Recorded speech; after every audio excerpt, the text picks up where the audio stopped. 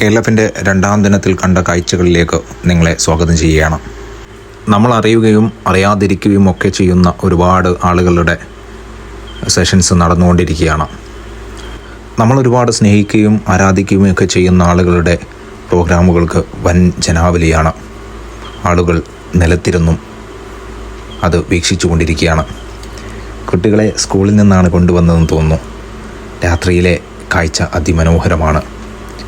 ആളുകൾ പാട്ടും ഡാൻസും വരകളും അങ്ങനെ കലക്ക് വേണ്ട എല്ലാ ചേരുവകകളും ഇവിടെയുണ്ട്.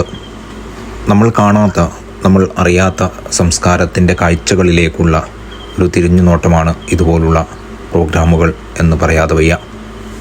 കലയും കലാകാരന്മാരുമില്ലാത്ത ഒരു സാംസ്കാരിക കൂട്ടായ്മയെക്കുറിച്ച് നമുക്ക് ചിന്തിക്കാൻ പോലും പറ്റില്ല. രാജസദസ്സുകളിൽ പോലും കലാകാരന് ഒരു ഇരിപ്പിടം എന്നും ഒഴിഞ്ഞു നിന്നു.